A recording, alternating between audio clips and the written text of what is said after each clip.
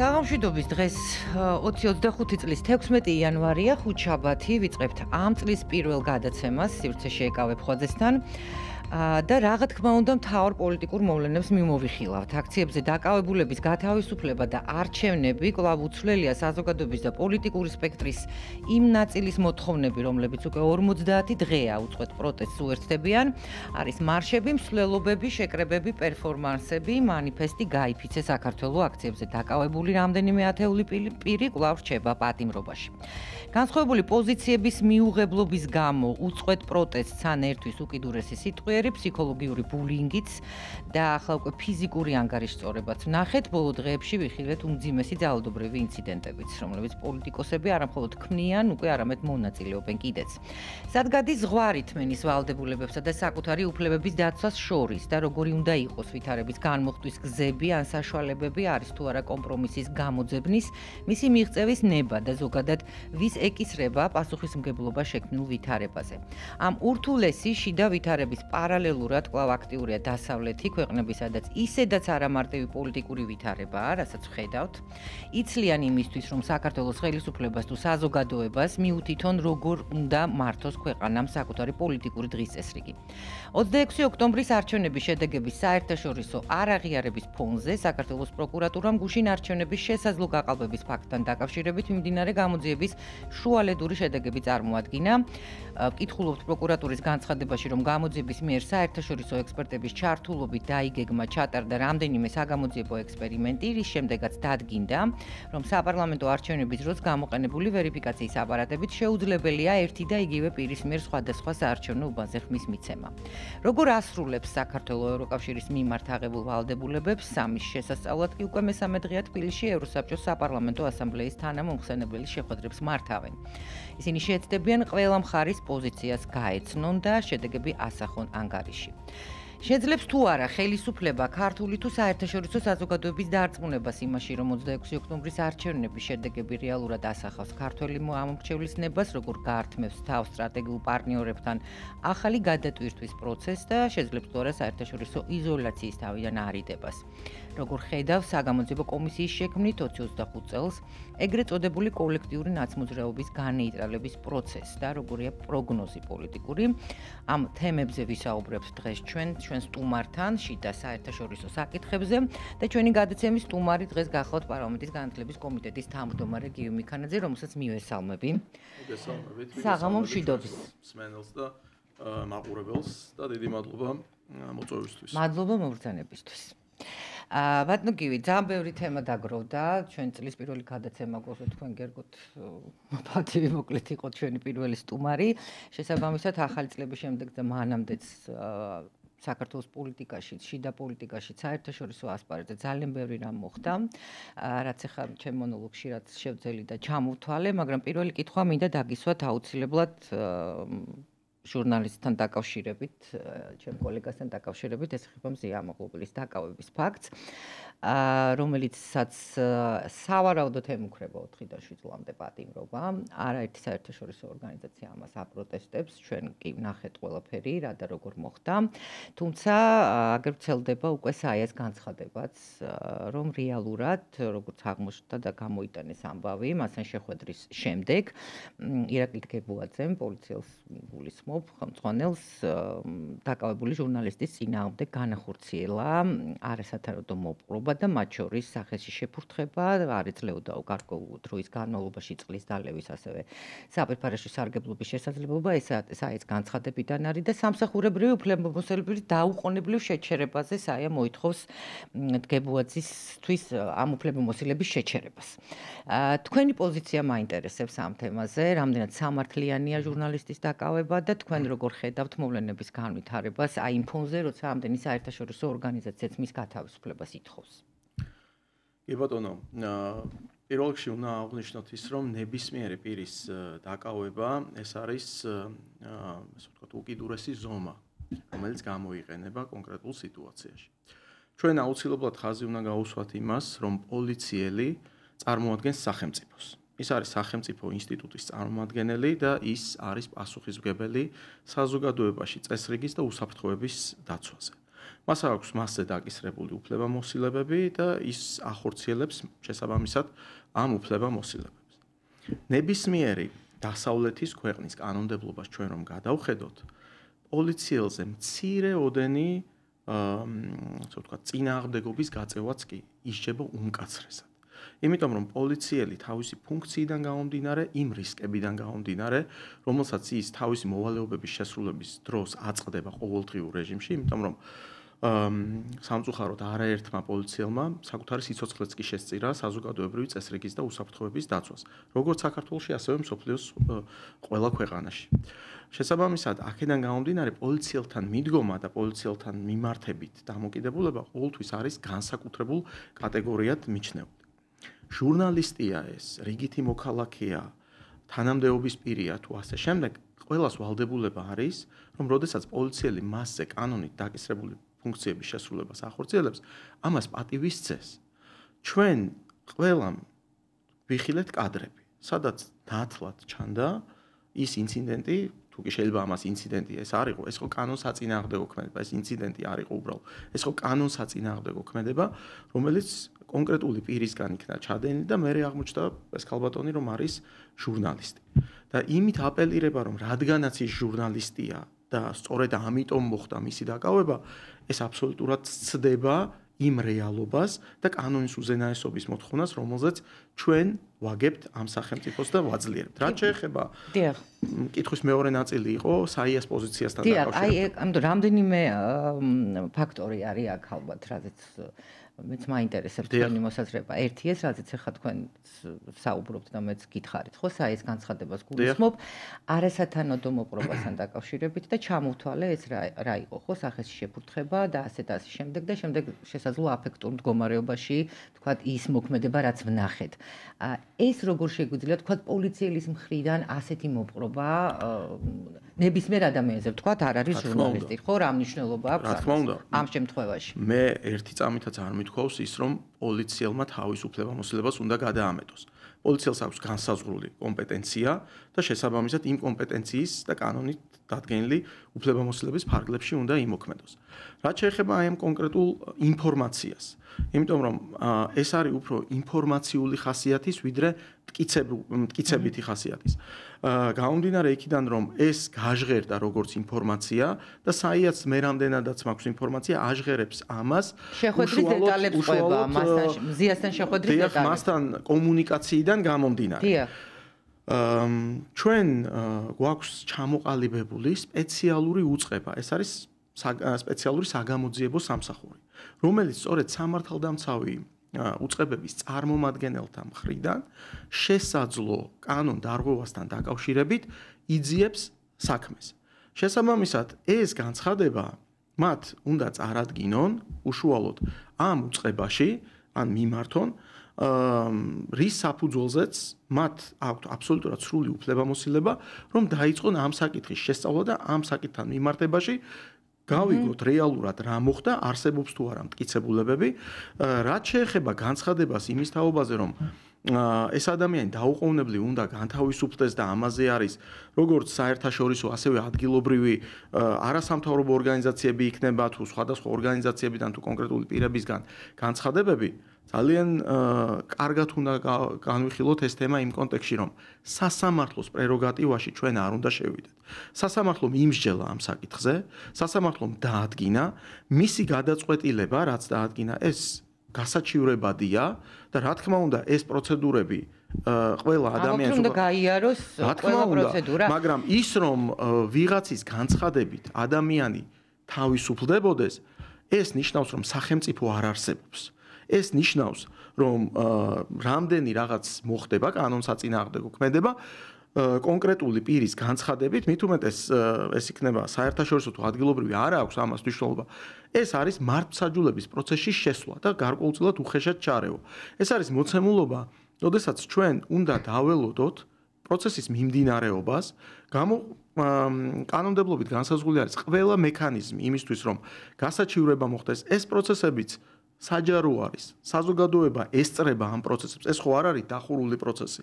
შესაბამისად, საზოგადოებაც აკეთებს თავის კონკრეტულ დასკვნებს. საიას პოზიცია არ არის გასაკვირი, იმიტომ რომ ისინი მხარეს წარმოადგენენ ამ შემთხვევაში და როგორც კი კონკრეტული ინფორმაცია მოისმინეს, მათ ამისი გასაჯაროება და კონკრეტული რეაგირება მოითხოვეს. რა თქმა უნდა, ნებისმიერ ესეთ საკითხზე რეაგირება უნდა მოხდეს და მოხდება კიდევაც. თუმცა ეს უნდა იყოს ფაქტებით და არგუმენტებით გამტკიცებული. გასაგებია თქვენი პოზიცია, მაგრამ აქ ძალიან დიდია იგივე საერთაშორისო საზოგადოების ზეწოლა, ხო, რომელიც ამას აღიქვამს მედიაზე ზეწოლად. როდესაც ჟურნალისტს აკავებენ, როდესაც მას 4-დან 7 წლამდე ეს ძალიან დიდი არის, ხო, პერიოდი პატიმრობის. ამ კუთხით რომ შევხედოთ ამ საკითხს, როგორც მედიაზე ზეწოლა, ხელისუფლება ამას რა შეუძლია თქვას ამაზე ხელისუფლება, იმიტომ რომ ამაზე საუბარია მედიის წარმომადგენლების მხრიდანაც, საერთაშორისო საზოგადოების მხრიდანაც და ოპოზიციის მხრიდანაც. რა აქვს სათქმელი ამ შემთხვევაში ხელისუფლებას? არის თუ არა ეს მედიაზე ზეწოლა? ეს არ არის მედიაზე ზეწოლა, ცალსახად შემიძლია დაგიდასტუროთ. მედიაზე ზეწოლა საქართველოში 2012 წლის 1 ოქტომბრიდან აღარ ხდება და არც მოხდება, იმიტომ რომ ეს არის თავისუფალი ქვეყანა, სადაც ნებისმიერ მედია საშუალებას აქვს ძალიან მარტივი პროცედურები გასავლელი იმისთვის, რომ დარეგისტრირდეს, ჩამოყალიბდეს და დაიწყოს თავისი ფუნქციონირება. ამისი მარტივი დამადასტურებელია თუნდაც ის გარემოება, როგორ სწრაფად მოხდა მთავარი არხის ჩამოყალიბება, რეგისტრაცია და მისი ეთერში გასვლა. თქვენ გახსოვთ, ერთი თვეც კი არ დასჭირდა ამ პროცედურების გავლას, როდესაც სტრასბურგის სასამართლომ საბოლოოდ დაადასტურა, რომ საქართველოს უზენაეს სასამართლოს გადაწყვეტილება რუსთავი ორთან დაკავშირებით იყო აბსოლუტურად კანონიერი და სწორი. ამის შემდეგ დღეს ოპოზიციის ლიდერებმა, რომელიც ყოველთვის ოპოზიციაში იყვნენ და უბრალოდ მედია მანტიას ისხავდნენ, დაახლოებით რამდენიმე კვირის განმავლობაში ჩამოაყალიბეს ახალი შექმნეს. ეს გვახსოვს კი ბატონო, ამით რომ მარტივია მედიის კეთება ქვეყანაში. ჩვენთან მედია არ არის შეზღუდული და ამ ქალბატონთან მიმართებაში არ ყოფილა რეაგირება როგორც მედიის წარმომადგენელთან. ეს იყო რეაგირება როგორც მოქალაქის მხრიდან კანონსაწინააღმდეგო ქმედება პოლიციელის წინააღმდეგ. ამიტომ ამის გაიგივება და გადაყვანა სხვა ჭრილში, ეს არის მიზანმიმართული კამპანია და ზუსტად აქ ჩდება ის ორმაგი სტანდარტი, როდესაც თქვენ გახსოვთ, როდესაც მაგალითად ოპოზიციის კონკრეტულ ლიდერებზე ეს იქნებოდა ნიკა მელია თუ ნიკა გვარამია, არსებობდა აბსოლუტურად მტკიცებულებითი სამხილი იმისა, რომ მათ კონკრეტული დანაშაული ჩაიდინეს, მაგრამ რადგანაც ისინი ოპოზიციის ლიდერები იყვნენ, ამიტომ თურმე არ შეიძლებოდა რომ მათი დაკავება მომხდარიყო, მათი პასუხისგებაში მიცემა მომხდარიყო. ერთხელ და სამუდამოდ ჩვენ უნდა გავიაზროთ ესეთი რაღაც, რომ ეს არის სახელმწიფო, რომელიც შენდება, ძლიერდება და ძლიერდება იმიტომ რომ კანონის წინაშე არის პასუხისგების თანასწორობის პრინციპი. და არა აქვს მნიშვნელობა ჟურნალისტია, პოლიტიკოსია თუ სხვა დარგის წარმომადგენელი არის. აქ არავის არ გაუკეთებია ზემოქმედება როგორც ჟურნალისტზე. აქ საუბარი არის კონკრეტული ადამიანის მხრიდან. კი ბატონო, გასაგებია, მაგრამ კანონსაწინააღმდეგო მოქმედებაზე. მოდით მაშინ ამ თემას კიდე განვავრცობთ, თორემ ცოტა სხვა ჭრილში რომ გადავიყვანოთ. ზოგადად, როდესაც საუბრობთ ხოლმე იმაზე, რომ ყველა თანასწორია და დანაშაულზე ყველამ უნდა აგოს ერთნაირად პასუხი და პროფესიებს მნიშვნელობა არ აქვს.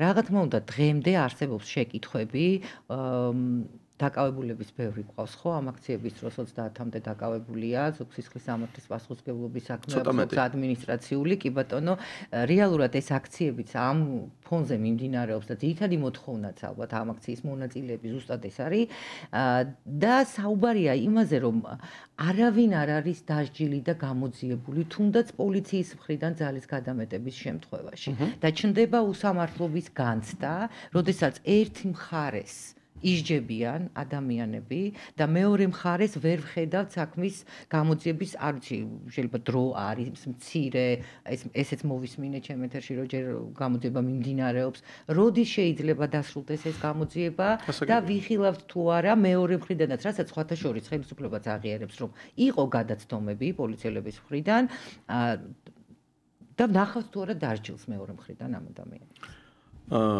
მე გიპასუხებთ იმ კონტექსტში, რაც ჩემ პრეროგატივას ეხება და უფრო პოლიტიკურ კონტექსტში შევაფასებ და ასევე ნაწილობრივ გიპასუხებთ როგორც იურისტი, სუბტიტრად იურიდიული კონტექსტიდან გამომდინარე. არის მოთხოვნა, რომ ერთ დღეში ან 2-3 დღეში მოხდეს კონკრეტული საქმეების გამოძიება და კონკრეტული პირების პასუხისგებაში მიცემა. ვინც ჩახედული არის საპროცესო მოქმედებებში და ვინც იცის გამოძიება რა არის, ეს არ არის მხოლოდ კონკრეტული რაღაც რაღაც ერთი დანახული კონკრეტული ფაქტიდან პროცესის წარმართვა და კონკრეტული პირის ბრალის აღიარება. ეს არის კომპლექსური მოქმედებები, რომელიც განსახორციელებელი აქვს შესაბამის სამართალდამცა უწყებას, რომელიც აუცილებლად ვალდებულია, რომ ყველა კუთხით, ყველა ფორმით, ყველა დეტალი შეისწავლოს, ყველა პირი, რომელიც შეიძლება დაკავშირებული იყოს კონკრეტულ საქმესთან, გამოკითხოს, მიიღოს მათგან ჩვენებები, ჩაატაროს ექსპერტიზები, მიიღოს დასკვნები, ამოიღოს მხილებები დამატებით, ეს შეიძლება იყოს ვიდეო მასალა, შეიძლება სხვა მხილება იყოს და ეს კომპლექსურად რომ შეიკრება, შემდგომში განახორციელოს შესაბამისი რეაგირება. თავარი და უმთავრესი კომპონენტი პირველი რაც არის და ეს არის ძალიან მნიშვნელოვანი არის ის რომ ყველა იმ საკითხზე სადაც კი გაჩნდა რაიმე სახის კითხვის ნიშანი რომ შესაძლოა ყოფილიყო რაღაცა უფლებამოსილების გადამეტება აქ ყველგან დაწყებული არის გამოძიება. მე ვერ გეტყვით საგამოძიებო უწყების პროცესშია არა გაქვთ ინფორმაცია ეს პროცესი მიმდინარეობს და მინდა გითხრათ რომ დღეს მთელი ეს პროცესი რაც კი მიმდინარეობს ქვეყანაში ხელისუფლება აკეთებს მაქსიმალურად ყველაფერს რომ კანონის ფარგლები იყოს დაცული. ერთი შემიძლია გითხრათ რომ პოლიცია რომელიც მოქმედებდა 28 ნოემბრის შემდეგ და თქვენ იცით რომ ბოლო რამდენიმე კვირა პოლიცია საერთოდ არ გამოჩენილა პარლამენტის 28 ნოემბრის შემდეგ აი ამავე სახსენების დღეებზე. რატომ? ანუ პირველი და უმთავრესი რა უნდა ითქვას რომ როგორც კი მოძალადე ჯგუფები იდენტიფიცირება მოხდა და მათი გამოვლენა მოხდა და პასუხისგება დადგა, ანუ პროცესი დაიწყო მათთან მიმართებაში და ის საშუალებები, რომელსაც ისინი იყენებდნენ, აი ამ ძალადობრივი ქმედებებისთვის ამოღებულ იქნა, ეს პროცესები შვიდობიან კონტექსტში გადავიდა და ამას ხედავს აბსოლუტურად ყველა. ეს ერთი. მეორე, უნდა ცალსახად ვთქვათ და ეს შეუიარაღებელი თვალითაც ჩანდა. პოლიცია იდგა პრევენციულად პარლამენტის შენობასთან. იმისთვის რომ თუ რაიმე კანონსაწინააღმდეგო მოქმედება განხორციელდებოდა, მხოლოდ ამის შემდეგ განეხორციელებინა გარკვეული კანონით განსაზღვრული მოქმედებები. და რა დავინახეთ ჩვენ, რომ პოლიციის მიმართ იყო უპრეცედენტო შეურაცხყოფის არაერთი ფაქტი, როდესაც ამ მანიფესტაციის მონაწილეები მართლაც წარმოუდგენელი სიტყვებით შეურაცხყოფას აყენებდნენ მათ. იყო მათი მისამართით ქვებისა და სხვადასხვა ბლაგვის საგნების სროლა. კი, ანუ მნიშვნელოვანი კომპონენტი არის ის, რომ პოლიციას ყისიერად არ დაუწყია მოქმედება, როდესაც არაფერი არ ხდებოდა, როდესაც ძალადობრივი მოქმედებები ხდებოდა, როდესაც მოლოტოვის კოქტეილის გამოყენება ხდებოდა და მოლოტოვის კოქტეილი ჩვენ თუ გადავხედავთ უახლეს ისტორიას, მას შემდეგ რაც აღვიდგინეთ დამოუკიდებლობა 91 წლიდან, ჩვენს ისტორიაში მეორეჯერ მოხდა მისი გამოყენება. პირველად იყო გახსოვთ თითქმის 2 წლის წინ, როდესაც პირველად გამჭვირვალობის კანონი დაინიცირდა და თქვენ გახსოვთ რომ სალომე ზურაბიშვილმა შეიწყალა ის ადამიანი, რომელიც პოლიციელის დაწვას ცდილობა კი არა დაწვა სურდა და ამით გარკვეულწილად წაახალისა ეს პროცესები. ჩვენ ვნახეთ რომ ამ აქციებზეც არაერთხელ მოლოტოვის კოქტეილი იყო გამოყენებული ისევე როგორც პიროტექნიკა. აი ამის შემდეგ დაიწყო პოლიცია მოქმედება, იმიტომ რომ ის უკვე გაცდა მშვიდობიან ფარგლებს და პოლიცია ვალდებული იყო რომ ამაზე რეაგირება განეხორციელოს. ეს ძალის გადამეტების ფაქტები, ხო ბატონო, კი, ამას და ზუსტად მაგას ვამბობ რომ ამას აქცენტირებს ყველა.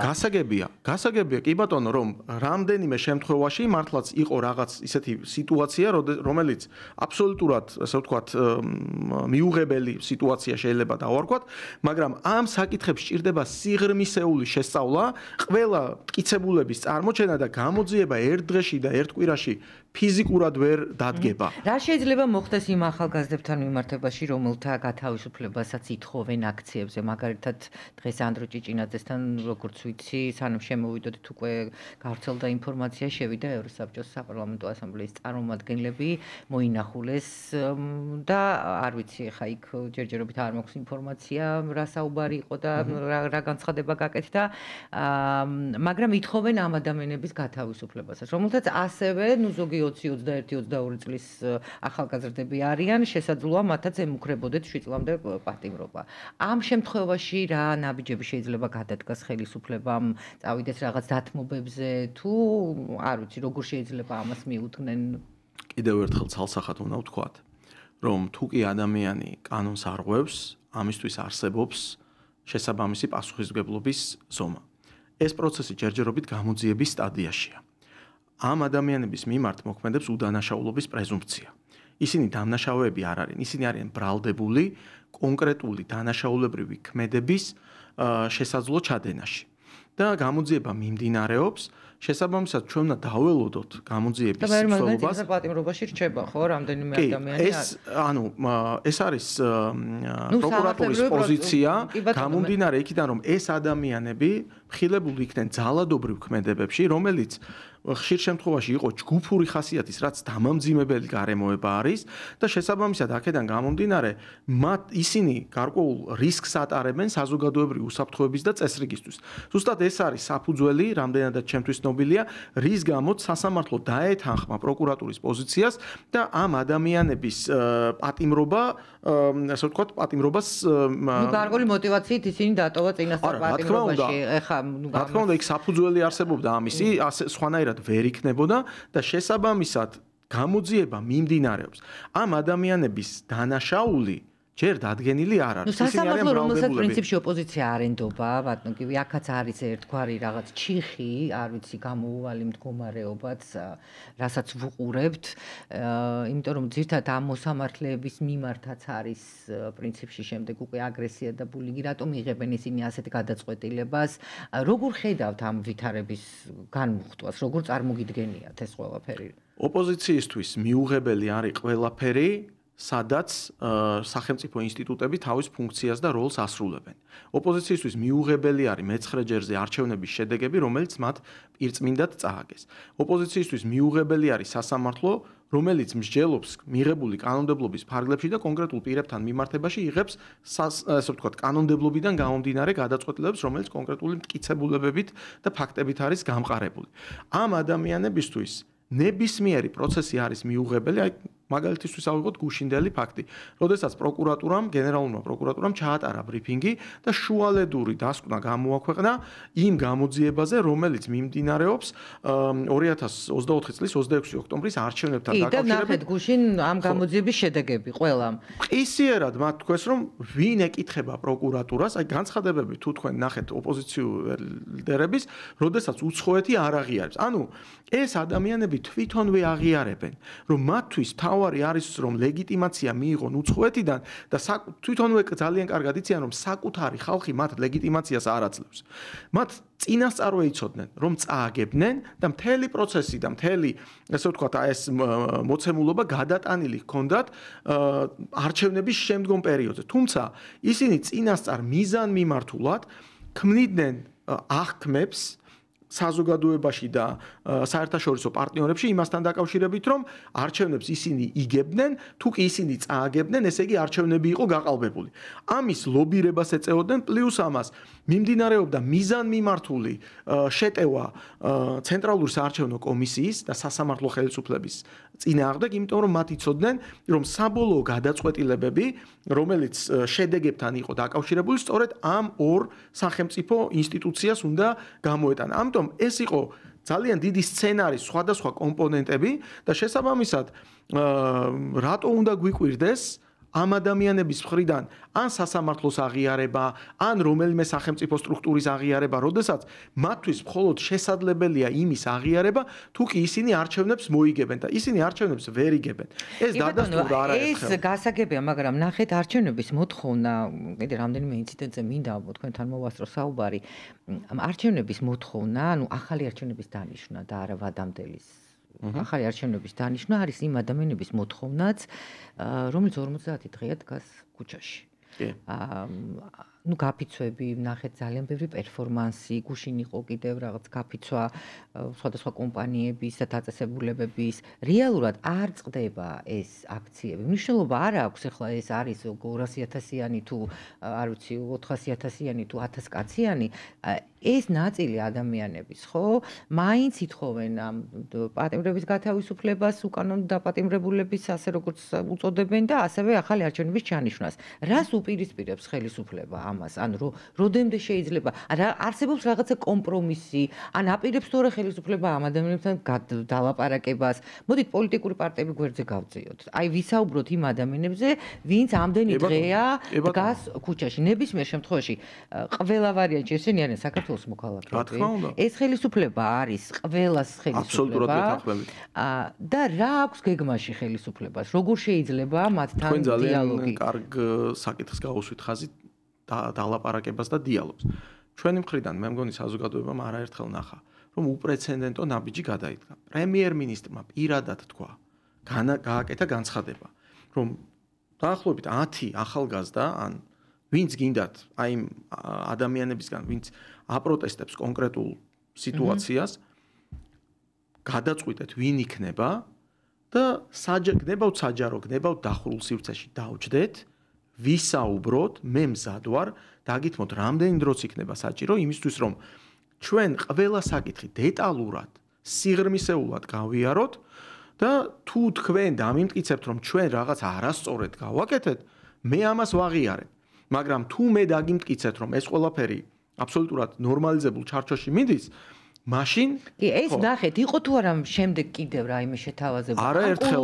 კულუარულად არ შეიძლება ეს მედიის საშუალებით არ ყოფილა. არ ყოფილა. ეს შეთავაზება რამდენჯერმე სხვადასხვა პერიოდში პრემიერის მხრიდან გაჟღერდა, მაგრამ საქმე იცით რაშია?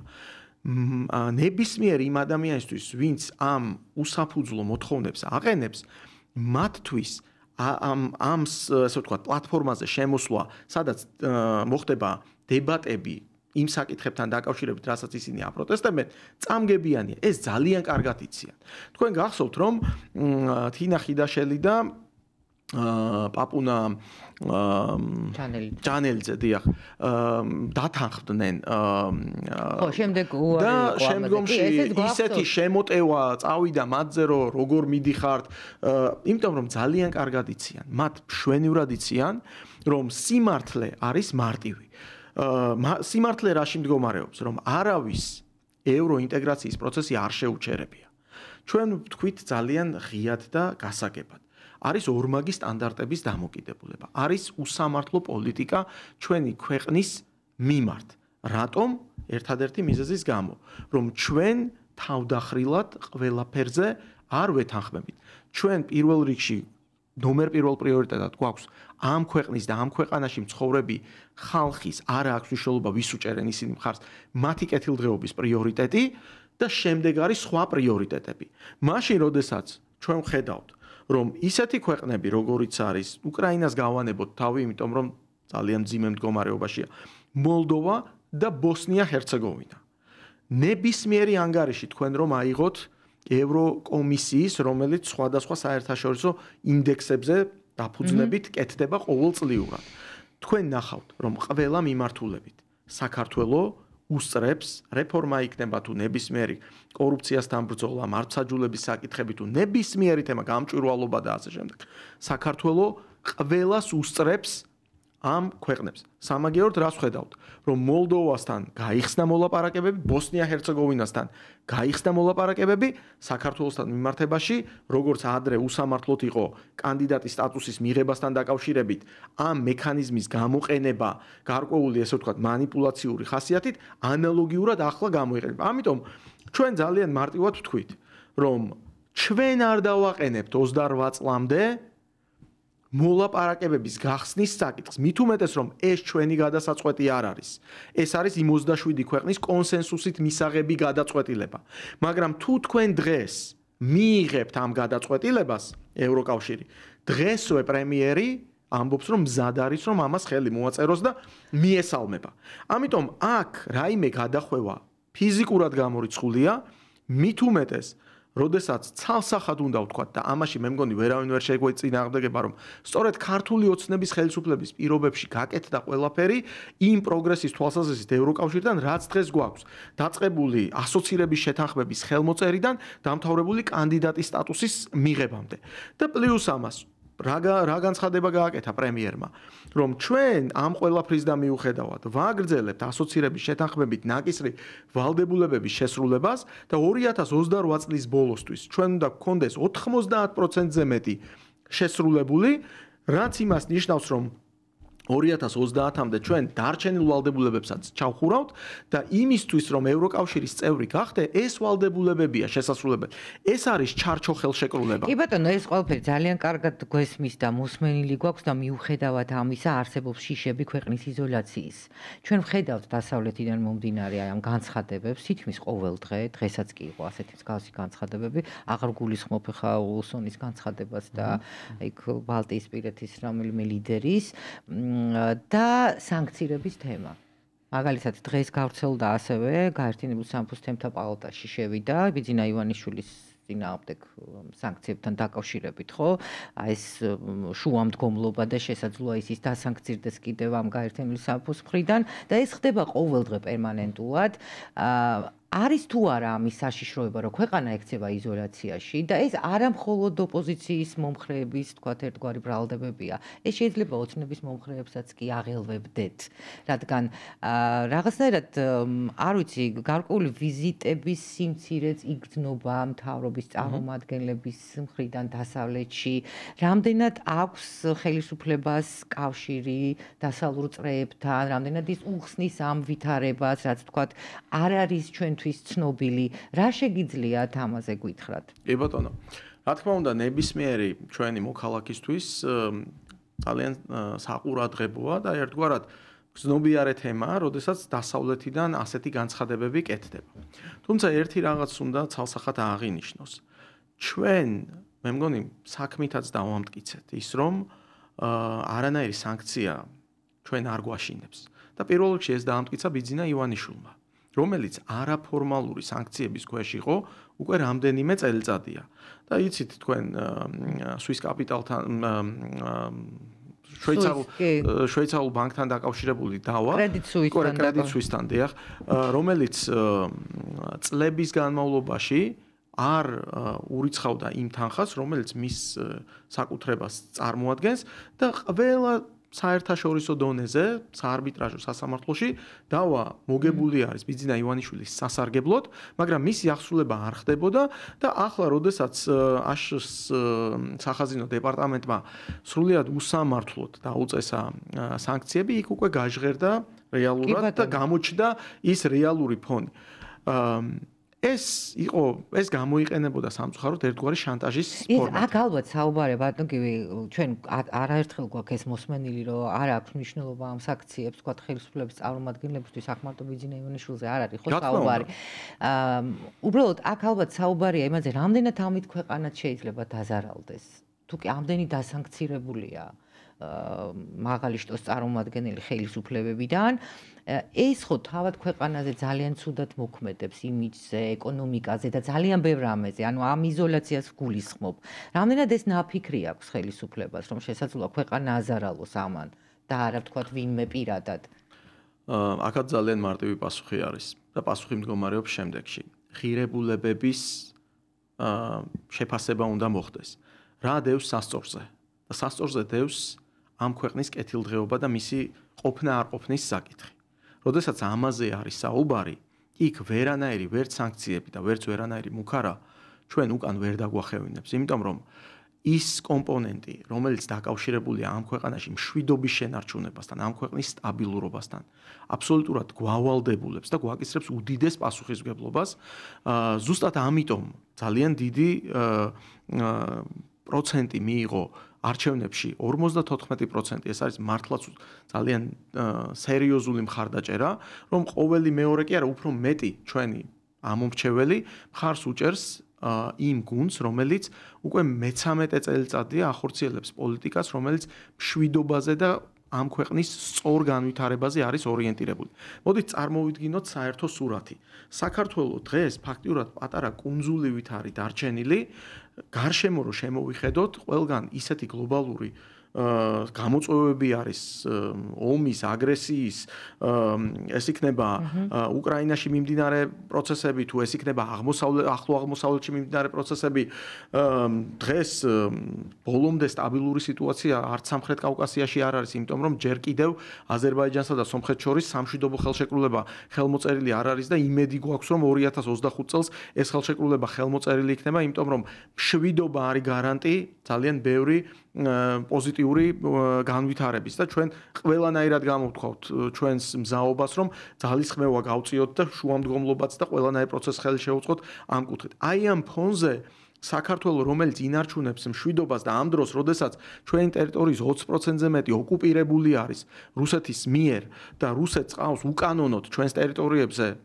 სამხედრო ძალა შემოყვანილი ამ საფრთხეების და გამოწვევების ფონზეც საქართველო მაქსიმალურად ინარჩუნებს მშვიდობას და ჩვენ ვხედავთ რომ წლიდან წლამდე ეკონომიკა ძლიერდება და იზრდება. ჩვენ ვხედავთ რომ წლიდან წლამდე უფრო მეტი სამუშაო ადგილი ჩნდება. წლიდან წლამდე ჩვენ ვცდილობთ რომ უფრო მეტი ადამიანის კეთილდღეობა უზრუნველყოთ. რა თქმა უნდა, ჩვენ ვამბობთ რომ ძალიან ბევრი ნაბიჯი კიდევ გადასადგმელია იმისთვის რომ ის რა მიზანიც გვაქვს, რომელიც იწყება ქვეყნის ტერიტორიული მთლიანობის აღდგენიდან დამთავრებული თითოეული ჩვენი მოქალაქის კეთილდღეობით უზრუნველყოფით.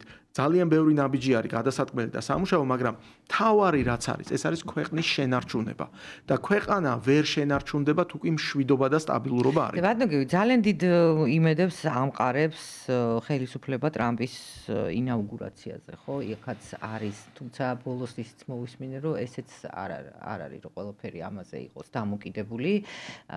თუმცა მაინც 20 იანვარს ელის ყველა საინტერესოა მიუხედავად ის რომ მაგალითად ოპოზიციის ლიდერებიც კი ჩავიდნენ ხო ამერიკის შეერთებულ შტატებში იგივე ხაზარაძე რომელიც შეხვდა უილსონს და იქ საუბარია რომ სურპრიზებს უნდა ელოდოს ქართული ოცნების ხელისუფლება და ეს სურპრიზები სულ მალე იქნება არის თუ არა ეს ცოტა დამაბნეველი მოსახლეობისთვის ნაწილი რომელიც ელოდება ამერიკის შეერთებული შტატების პრეზიდენტის ინაუგურაციას და მოლოდინი რომ რაღაც შეიცვლება საინტერესო აქვს თუ არა ხელისუფლებას იგივე ახალ ადმინისტრაციასთან რაიმე ტიპის კონტაქტი ჩვენ არ ყავს ელჩი მე როგორც ვიცი შტატებში ჯერჯერობით არ არის დანიშნული ამაზეც რა შეგიძლიათ გითხრათ ანუ იქნება შთაბეჭდილება რომ არც ისეთი სწორი კომუნიკაცია შტატების ადმინისტრაციასთან ადასტურებთ ამას თუ არა არა, გეტყვით ახლა, ასე ვთქვათ, მივყვეთ ელჩიდან დავიწყებ,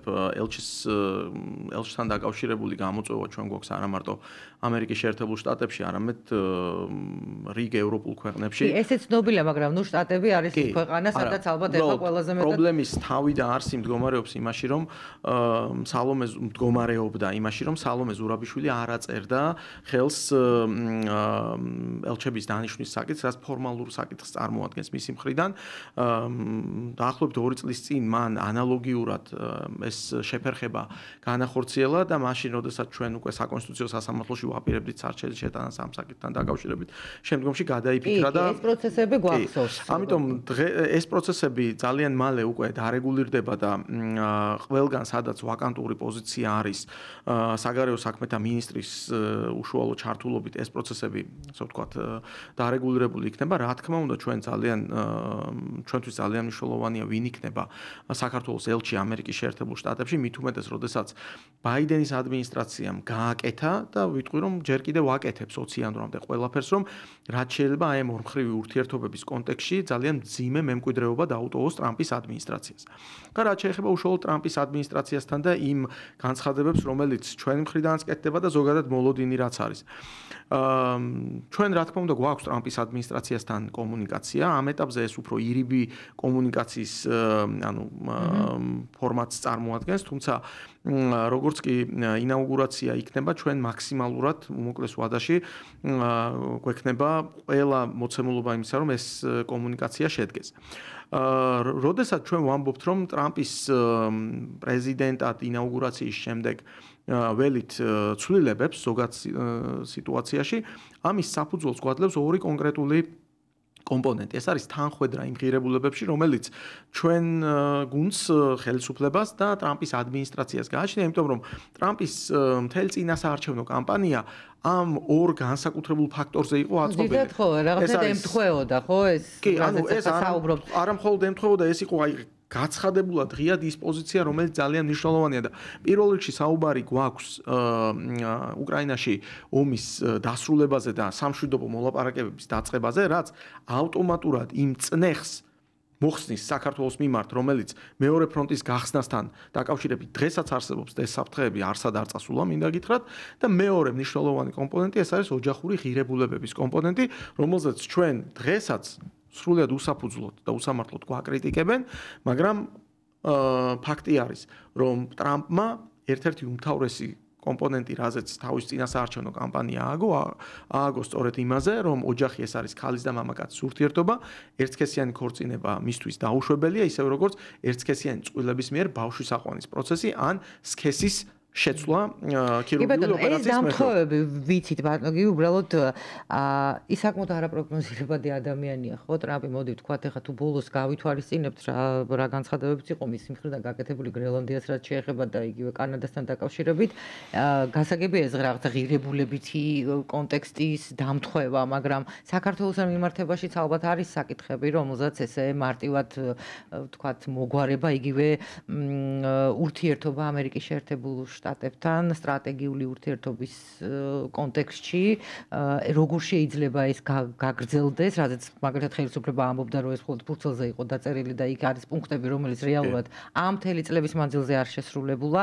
იქნება თუ არა ეს მოთხოვნა ხელისუფლების მხრიდან, რომ აი ამ სტრატეგიული ურთიერთობის ფარგლებში ჩამონათვალი, რასაც ორმხრივი უნდა იყოს და ორივე სახელმწიფომ უნდა შეასრულოს, დააყენებს თუ რა მაგალითად ამ მოთხოვნას საქართველოს ხელისუფლება შტატებთან ურთიერთობების დროს, როდესაც მოხდება ეს კავშირი და რაღაცა შეხვედრა თუ დალაპარაკება, არ ვიცი როგორ შეიძლება ეს განხორციელდეს.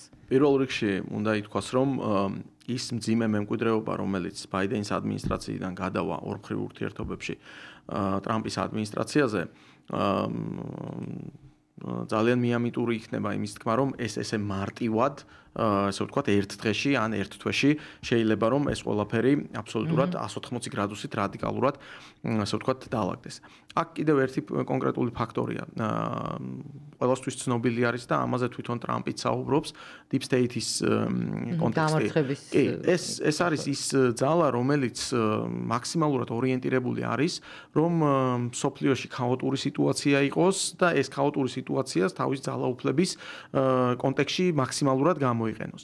ამიტომ ძალიან ბევრი არის დამოკიდებული იმაზე, ტრამპი და ჩვენ ხედავთ, რომ მას აქვს ამის რესურსი, რომ ეს Deep State-ი დაამარცხოს და რეალურად ამერიკის ადმინისტრაციამ განახორციელოს ის პოლიტიკა, რომელიც როგორც მისთვის და თავის ქვეყნისთვის და თავის ხალხისთვის აღნიშნულოვანი, ასევე პარტნიორებთან მიმართებაში არის ორმხრივად სასარგებლო. ამ კონტექსტიდან გამომდინარე, რა თქმა უნდა, ჩვენ პირველ რიგში, რასაც ვამბობთ და უკვე არაერთხელ განვაცხადეთ, რომ ჩვენ ღია ვართ და მზად ვართ, რომ ეს ურთიერთობები გადაიტვირთოს და ჩვენ გვაქვს ძალიან დიდი პოზიტიური იმედი იმისა, რომ სწორედ ახალი ადმინისტრაციის პირობებში ამ ურთიერთობების გადატვირთვა ისე იქნება შესაძლებელი, რომ ის გარკვეული შეჩერებული სტრატეგიული პარტნიორობა, რომელიც მიზანმიმართულად იქნა გაკეთებული, ის სრულიად უსაფუძვლო სანქციები, რომელიც მართლაც უსაფუძვლოდ და უსამართლოდ იქნა დაწესებული, როგორც ბიზინა ივანიშვილის, ასევე ქართველი მაღალჩინოსნების მიმართ. ეს ყველაფერი ისტორიას მიეცემა და ეს ურთიერთობები მხოლოდ პოზიტიურ დინამიკაში განვითარდება. აქ ჩვენ გამოვთქვათ სრულ მზაობას. როგორც დიალოგის, ასევე ამ ურთიერთობების გადატვირთვის. მზაობა იქით ამ მხრიდან ესე ძალიან საინტერესოა. ჩვენ ძალისხმევას არ დავაგდებთ. ვითარება არ არის მარტივი, თავად საგარეო საქმეთა მინისტრმა მაკა ბოჭორიშვილმა ისაუბრა ხოთა შორის ამაზე, რომ ეხლა მოცემულობა მარტივი არ არის. საინტერესოა უკვე შემდეგ როგორ შეიცვლება. ჩვენ ოპტიმისტურად ვართ განწყობილი. ძალიან კარგი, რომ ოპტიმისტურად ხართ განწყობილი, ვიმედოვნებთ, რომ ეს ყველაფერი ასე იქნება. არ შემიძლია არ გკითხოთ კიდევ ერთი თემა, შეიძლება ასეთ პოლიტიკურ ნაწილშიც არ ჯდებოდეს განათლების კომიტეტის თავმჯდომარე, ხეთ განათლება რეალურად ძალიან ისეთი საკითხია მთავარი, როდესაც საუბრობთ ზოგადად ხოლმე, მაგრამ არ ვიცით რა კეთდება ამ კუთხით. დღეს სხვათა შორის სტუდენტებსაც ვხედავთ, ნაწილს, ამ სტუდენტების ნაწილს გაფიცულს და რაღაცა თავის მოთხოვნები აქვთ. რასაც ვუყურებთ ალბათ მთავარი რაც არის ამ ნაწილში მე როგორც მეჩვენება არის რომ სტუდენტები, ახალგაზრდები ვერ ხედავენ ქვეყანაში გარკვეულ სოციალურ ლიფტს. აი წარმოიდგინეთ, როდესაც ვამთავრებ სკოლას, ვამთავრებ უნივერსიტეტს და შემდეგ რაღაცის მოლოდინი მაქვს ხო ამ ქვეყანაში და ძალიან ბევრი საუბრობს ამაზე, რომ განათლების სისტემაში ბევრი რამ არის შესაძლებელი. რა შეგიძლიათ ამ კუთხით თქვათ და ვუთხრათ ამ ახალგაზრდებს, რომ პერსპექტივაში საქართველოში რომ არ გავიდნენ ქვეყნიდან და არ დატოვონ ქვეყანა და სხვაგან არ ეძიონ, იგივე განათლება თუ სამუშაო თუ ასე შემდეგ, ეს შეიცვლება რეალურად. აქვს თუ არა, თქვათ, ხელისუფლებას რაიმე გეგმა ამ კუთხით? რა თქმა უნდა გვაქვს და ეს არის ჩვენთვის პრიორიტეტი. ეს რომ პრიორიტეტი არის, ეს დაადასტურა იმამაც, რომ უკვე მეორე წელიწადია, რაც განათლების, მეცნიერების და ახალგაზრდობის ბიუჯეტი ქვეყანაში არის მესამე ბიუჯეტი. პირველი ბიუჯეტი თავისი მოცულობით ეს არის ჯანდაცვის და სოციალურ საკითხთა სამინისტროსი, მეორე ინფრასტრუქტურის და მესამე არის განათლების, მეცნიერების და ახალგაზრდობის. 3 მილიარდზე მეტი არის გამოყოფილი წლევანდელ ბიუჯეტში, ნაერთი ბიუჯეტის სახით ამ სისტემისთვის, რაც მინდა გითხრათ, რომ მართლაც რეკორდული მაჩვენებელი არის და ეს არ არის მხოლოდ ესე ვთქვათ რაღაც ციფრებით საუბარი. აქ საუბარი არის კონკრეტულ აქტივობებზე და კონკრეტულ პროექტებზე. ხა პირველი და მარტივად რომ ვთქვათ, ძალიან მოკლედ ცოტა დრო გრჩება და პირველი რაც გავაკეთეთ, პილოტირება დაიწყო სკოლებში პროფესიული სწავლების კომპონენტმა, რომელიც დამამთავრებელ კლასებში შევიტანეთ პილოტის სახით 20 სკოლაში და მინდა გითხრათ, რომ ძალიან წარმატებით მიმდინარეობს, რაც მოგცემს საშუალებას, რომ სკოლის დამთავრებისთანავე ახალგაზრდები აიღებენ სერტიფიკატს, რომელიც გარკვეული სპეციალობის ცოდნას მათ უკვე აძლევს და მათ შეუძლიათ უკვე ინდივიდუალურად მეწარმეობა განახორციელონ ან კონკრეტულ კომპანიებში დასაქმდნენ და იმუშაონ. ასევე ძალიან მნიშვნელოვანი იყო შარშანდელი წელიწადი, როდესაც სწორედ ქართული ოცნების ინიციატივით საბოლოოდ ჩვენ დავასრულეთ პარლამენტში სტაჟირების, საჯარო სექტორში სტაჟირების პროექტის კუთხით ცვლილებების შეტანა საჯარო სამსახურის შესახებ კანონში, რომელთაც ევროპული სტანდარტის ანაზღაურებადი სტაჟირება შემოვიღეთ. ახლა ეს ნობილი არის რაღაცა თემები, ძალიან ვრცელი თემაა, უბრალოდ ეს ძალიან მოცულობითი თემაა. ძალიან მოცულობითი თემაა, ალბათ ამ განათლების როდესაც დაწყარდება ეს ქვეყანა ამაზე ცალკე სასაუბრო ძალიან ბევრია ამ თემაზე. აუცილებლად მოგიწევთ, იმიტომ რომ აი ეს განცდა რაც მინდოდა მე თქვა, რაც არის ახალგაზრდებში, როდესაც სოციალურ ლიფტებზე საუბრობთ, ხო? უნდა იყოს ამ ქვეყანაში, როდესაც რაღაცას აკეთებ, შენ უნდა გქონდეს დასაქმების საშუალებაც, განვითარების საშუალებაც შენს ქვეყანაში და არა სხვაგან. და ბოლოს ერთი წუთი დაგვრჩა, მინდა გითხოთ, მიდის თუ არა პრემიერ-მინისტრი დაუსის ფორუმზე, ეს დღეს გახდა რაღაცნაირად საკითხი, რომ ის არ არის მიწვეული და ის იქ არ ჩადის, გაქვთ თუ არა ინფორმაცია? მე არ ვფლობ ამ ჯერჯერობით ადმინისტრაციას არ გაუკეთებია არ მაქვს მე ინფორმაცია შესაბამისად ვერც დაგიდასტურებ და ვერც უარყოფ. კარგით, ჩვენ დრო ამოიწურა სამწუხაროდ, რამდენიმე თემა დაგვრჩა, მაგრამ იმედია კიდევ იქნებით ჩვენი სტუმარი. დიდი მადლობა მინდა გითხრათ მოგზაურობისთვის და საუბრისთვის. გივი მიქანაძე, პარლამენტის განათლების კომიტეტის თავმჯდომარე საუბრობდა ჩვენთან ეთერში.